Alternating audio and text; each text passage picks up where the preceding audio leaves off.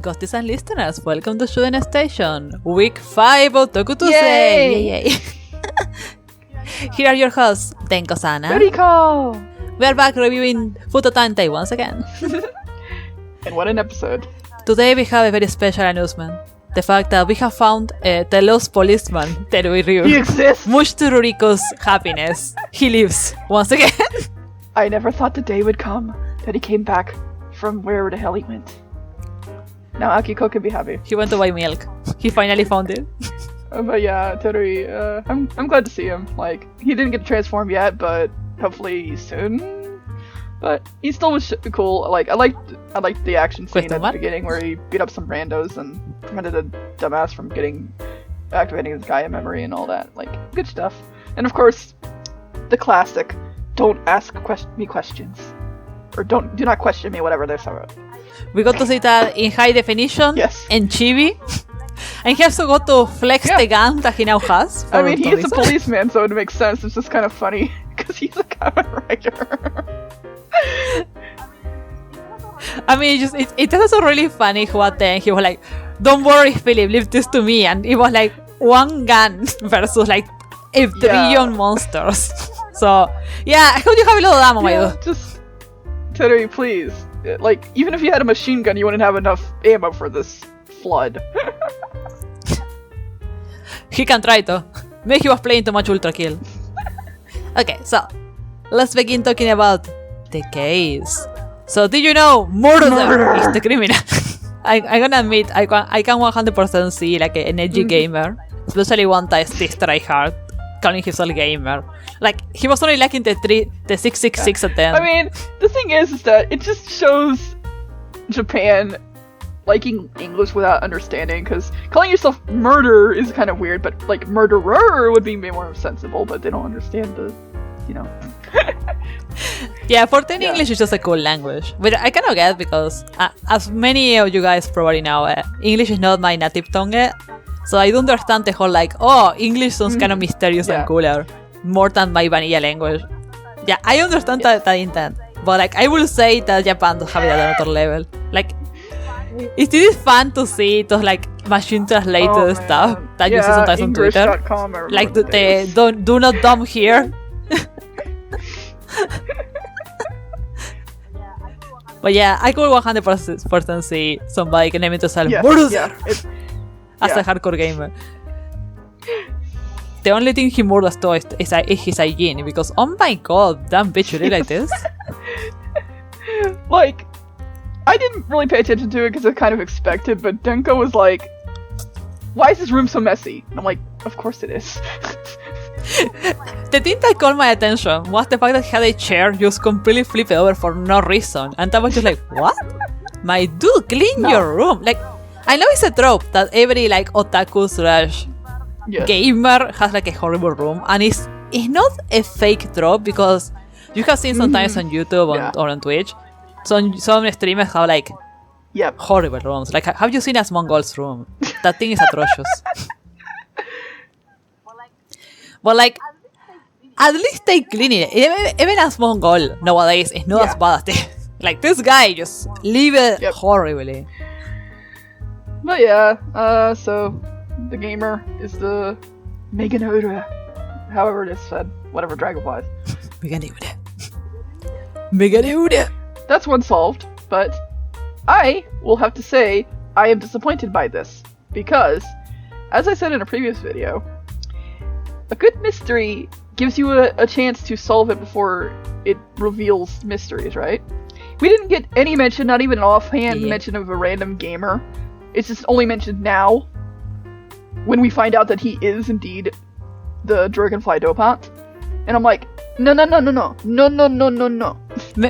the dick joke about the Sukmaya's war was supposed to be the hint. But they didn't mention anything about that. Like, it was just a random thing that... No, I mean, like, you're supposed to assume, oh, this guy's a gamer. Gamers usually say this thing in it? I mean, I see that you have never been in a competitive game before. Hey. Leave it like this. Hey. It's way better. I have sadly played Overwatch Ranked. Yeah. Don't. Okay. But I will give them half points because there ended up being 2 Dopants and the other one was hinted, and in fact, Denko was right! Yay. Yeah, like even if she's not a dopan, she is still helping, so I mean, there does seem to be a second one because the gravity thing is apparently not his power. Yeah. But like, what I mean is that even if she, for some reason, they decide, oh yeah, this other person is the dopan, there still was a reason for you to pay attention to the side characters, which proves my point that they were definitely more important than the obviously bait guy, Magi P. Another thing I wanted to comment, mostly because it reminded me of a funny story, is that sometimes developers do in fact play their games and they're pretty good at it. And this is the story I want to tell because I was thinking about it while I was watching the episode. Okay, so Ruriko-chan, how familiar are you with the King of Fighter franchise? Not very. Yeah. No problem. Well, there's this character called Angel in it. She's a Mexican wrestler girl. Well, what's kind of funny about her creation is that she was actually born because this company called SNK, isn't it? Evoga Entertainment. What? Isn't it SNK? Or is that something else? Yeah, SNK is the guys that developed King of Fighters, but there was this company called Evoga Entertainment, which is actually Mexican, that made this game that used to be in arcades all over here, Rage of Dragons. And basically they had a good relationship with SNK. They were really fans of their games, especially the King of Fighters. So they actually, because they were working together, they had the chance to go to Japan and visit their office. Yeah, and they got to play King of Fighters with them. And the King of Fighters developers were so confident that they were way better than these Mexicans that they were like, okay, if you guys win, you can make a new character for our game. Well, we have Angel Torres, don't we? Yes, the people from Evo Entertainment beat them up so hard at the game. That's great. That they got to create the boosty, lovely wrestler we have right now in the game. So all in all, a win for everyone.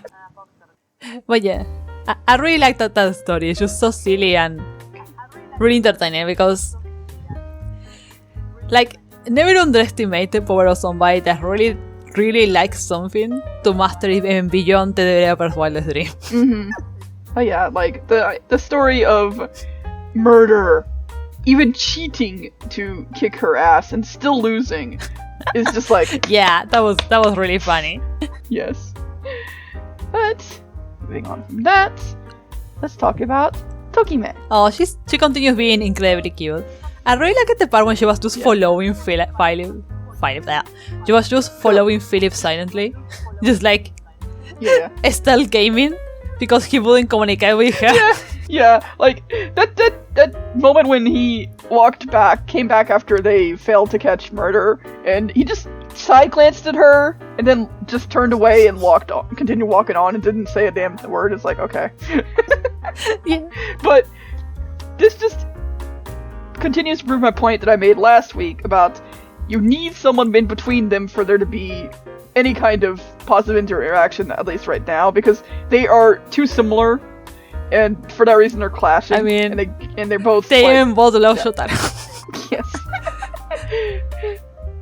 But yeah, you know, like Philip's gonna be rude, so Tokime will get rude right back, and it's like, ladies, yes, you too, lady, calm down. Ladies, you're both pretty.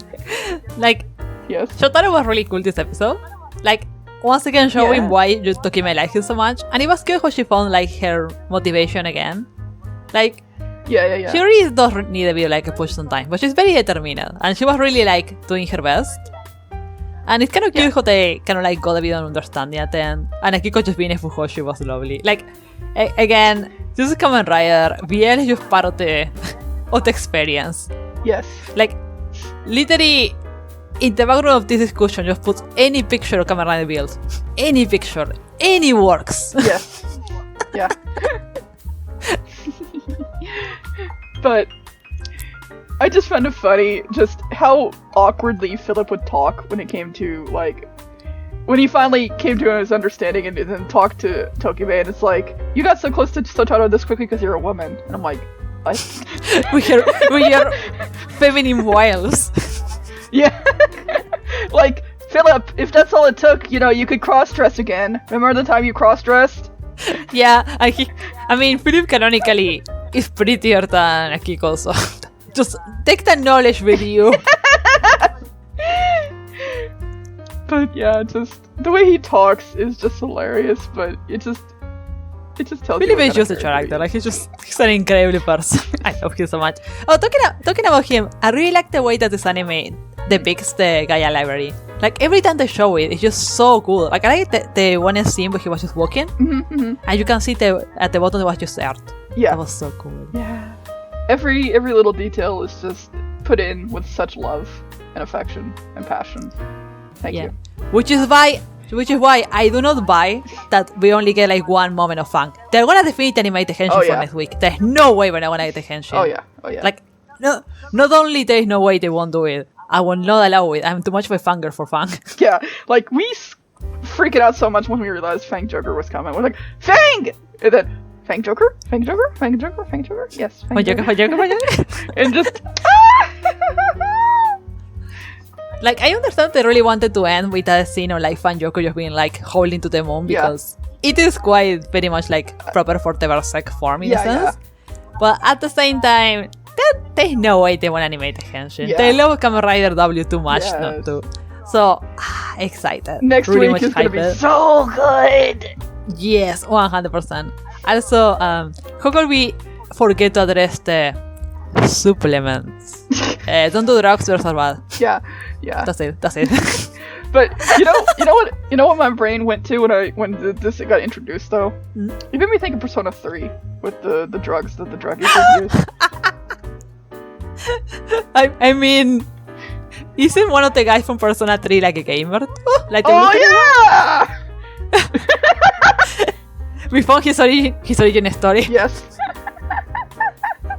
I will be real with you. The only one of them that I probably remember is Chidori because she's cute. Yeah. And second, I ship her with Shunpei so hard. Yeah. Well, obviously she's memorable, but I also remember, what's his name? The dude that looks like Jesus and people made jokes back in the day. Anorexia Jesus, yeah. Isn't he Takeya? Yeah. Correct me in the subtitles right now if I'm wrong. I think that's Takeya. But yeah, I just remember him as Anorexia Jesus. Yes. Like, is Anorexia Jesus the waifu?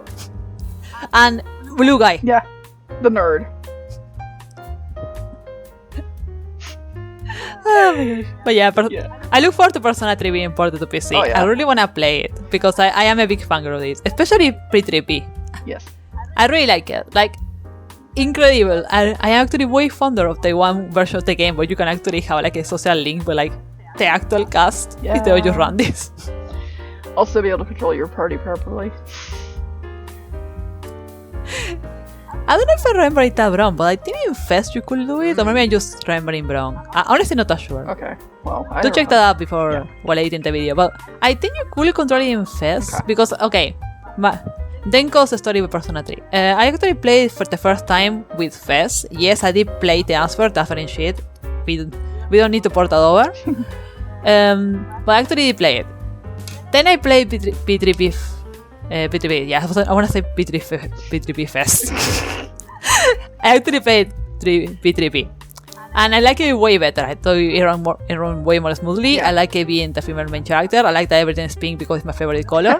And I just enjoy actually having social links with the characters. Yeah. And I was fortunate enough that the ones I liked the most stayed in. So I didn't miss out on those ones. So yeah, to me it's just the best version. But if anyone is curious why it's never gonna be P3 Fest that is ported, it's because the actual original code was a fucking mess. Like, that's a fact, that it was just a mess, so yeah. They're not gonna recode the entire game again when they have a very functional version that people tend to like, already exists. So yeah. I really look forward to the new ports. Yeah, maybe we'll stream those in the future. Yeah. We'll see. But yeah, moving on to the next topic. The tiny gag at the end, where you're not supposed to asking questions. I mean, it was a really obvious gag, like I already saw it coming, but it was really adorable. I like the very strong Do not ask me question. Yes. I like that Toronto Pam was watching him because and I like how cute Tokime was. I really like the one smug expression her chibi had. Yeah, that was great. That was adorable, I love it. Yeah. It was really cute. It gives me life. Like, it wasn't as, like you said, it was really predictable, but it was still super cute even though you knew what the joke was gonna be. Yeah. And of course, I was happy to see more Terui, because I was expecting him to actually transform this episode, but we didn't get that. So a little more was cool. Please, prove yourself. Yeah, I mean, given the fact that we see his six forms in the opening, I'm pretty sure that he's gonna get at least one episode that's just devoted to him, where we see him fight. Which is good, because Asal is really cool. Yes. Like, Asal is just a really cool Kamen Rider. And he needs to say his other famous line. Oh, yes. I guess that's all for Fuuto Tantei, right? So, yes. Given that next week, Kamen Rider Geats will actually air, we thought it would be fun to react live to the preview. Yeah, it's just 26 seconds, but that's cool. So, let's do that. Yes. Setting everything up. Oh my god, the audio is too loud. Okay, there we go. Yeah, turn it down. Headphone walls. Yes. I'm actually looking forward to getting a new mic in the future, so look forward to hearing me with better quality in the future, guys. Okay, I'm ready? Yes. Alright. Shall we? Go!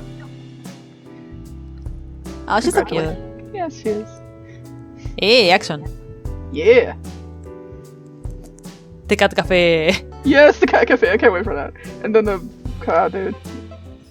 Kamen Rider Fortnite. Yes. Okay, the action looks really good. Yeah. Nice. I love Gunfu. Gunfu is fun. Gunfu is really fun. Such rule of cool, but I don't mind.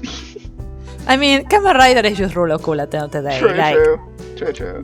Kamen Rider and Tokusatsu in general just exists this nice, comfortable spot between real life and anime. Just in the middle, that's where you put Tokusatsu, and that's where it excels. And just being really cool, while still being just slightly not anime, but anime enough. Yes. It's great. I love it. But yeah, we will be adding Geats to our Toku Tuesday lineup, probably in its own video instead of trying to do a double feature. But we'll see. Be doing that. Yes, we will be reacting to it. And before anyone asks, we were watching Revice, but we fell behind and kind of didn't catch up. We cannot have a live, unfortunately. Very unfortunately, I would like to be caught up with Alice. So yeah, that's also not the reason we're doing this, because you cannot force us to watch this weekly. Yeah. Which is good because we don't enjoy it, but at the same time, sometimes you fall behind one episode and you're like, oh, but I need to catch up.